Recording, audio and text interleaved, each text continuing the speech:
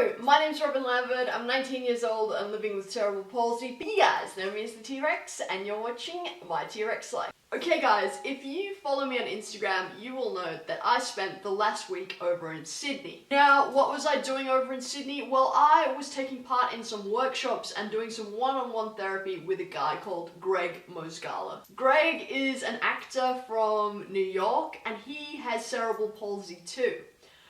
He's also the star of a documentary called Enter the Faun. Now, Enter the Faun basically documents the process that he went through with a choreographer called Tamar Rogoff in order to become a dancer. Now, Tamar saw Gregg acting in a play of Romeo and Juliet, and she wanted him to be in one of her productions. But you know, Gregg, having CP and all, wasn't particularly great at the whole moving thing.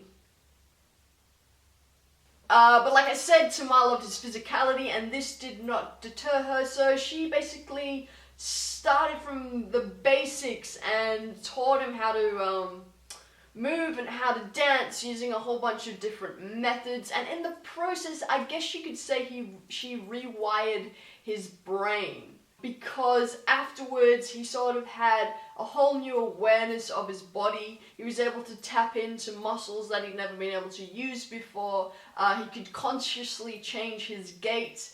And yeah, I guess you could say he sort of broke away from some of the symptoms of cerebral palsy. And seeing this documentary, which I will link the trailer for down below, and I will also link the movie to buy if you live in North America.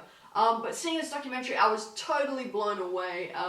The way that he was able to move afterwards, the way that he was able to access so much of his body was just crazy, and I was just thinking, how the hell did Tamar do this just using her knowledge of the body as a dancer? Like, she has no medical training or anything like that. Gregg flew to the CP Alliance over in Sydney, and I got myself over there to join in on the fun.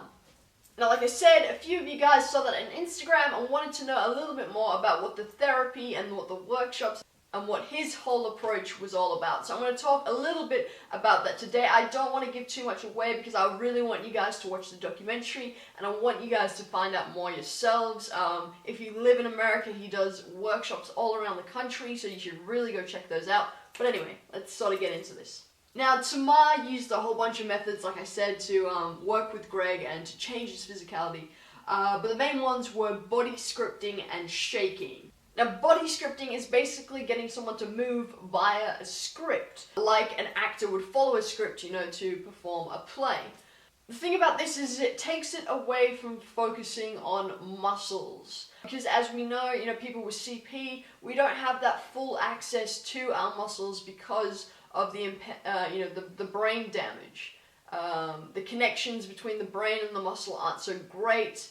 Sometimes we have no awareness of how to actually access those muscles, where they are, how to use them. Sometimes when we try and use them, everything else will tense up, or the messages will just go to the wrong place, and it all gets a little bit muddled. So body scripting basically takes away from that and brings it back to structures and spaces and to move using parts rather than thinking about muscles, which is really great for someone with CP. The other thing that Tamar used and Gregg teaches and practices is a thing called shaking. Now, it looks crazy and it sounds crazy. It kind of looks like you're possessed, but what it does is it releases all of the tension in your body from having those CP muscles being contracted, and it frees up the body to be able to move and to be able to, have conscious movement. Basically how it's done is you fatigue a muscle enough, or like a body part enough, so that involuntary movement comes in, and then you just go into this crazy stage of just whole body shaking, moving, involuntary madness. And basically all this is done to break habitual patterns.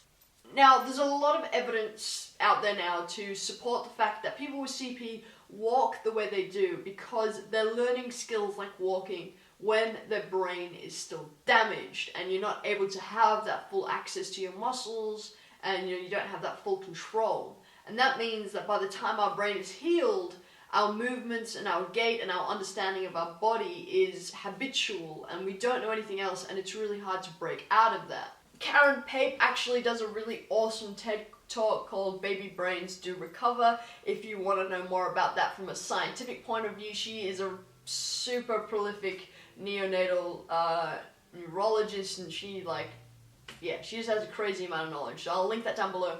Definitely check it out along with the Enter the Faun documentary and trailer. But anyway, guys, what I really wanted to show you guys today is the transformation that I had during the process of working with Gregg. So I'm going to show you guys first me walking just normally. There it is. You know, that's how I walk every day, not thinking about it. That's my CP swagger in all of its glory. And then this is me doing the shaking. Now, like I said, it looks flippin' crazy, and I did not expect my body to do this. It's kind of like creepy. It's a pretty intense experience. Some of the guys that were trying it that were able-bodied were like crying and laughing, and you just don't expect it. And yeah, it just feels super weird to sort of just hand over control of your body to your brain and to just let it go cray-cray. And here is me walking afterwards. Now, while the changes might be kind of subtle, you can see my gait is pretty bloody different. That's basically because I just don't have any tension holding me in a certain pattern. Obviously, you know, I've still got a CP gait, you know, because my tendons are still short. And, you know, I still don't have full range of movement, but it is different. And because I don't know, after the shaking, I could just feel parts of my body that I never felt before, because my body just been open up to feel a lot more, I guess, because I wasn't just feeling the areas that were super tense. I was able to walk with direction heaps better, so I was thinking about, you know, my abs and you know, my posture was just really straight because I didn't have anything pulling me down or pulling me to the side. Yeah, I don't know, it just felt amazing. I'd never felt like that before. I felt so free, I felt so open, I felt so relaxed. And yeah, it was just a really, really crazy experience. Whew, it's crazy. Now, being real, you know, when I'm not thinking about it, when I'm not doing this, I go back to my same old CP swagger. But change don't happen overnight, y'all. So I think, you know, this was something that was practiced regularly. There is potential for some real change there, and even if not, shaking just feels bloody awesome. It gives me so much relief, and I am going to keep doing that. So, you know, do yourself a favor, watch the documentary, watch Karen Pape's TED Talk, learn about neuroplasticity. If you're in the USA, follow Enter the Faun on Facebook and Twitter to find out where Gregg is teaching workshops, where the film is being shown. Learn more about it, because I think this is the future. It's a big call, but that's what I believe. So yeah, if you have any questions, guys, let me know in the comment section down below. But most importantly, stay shiny, because I love you.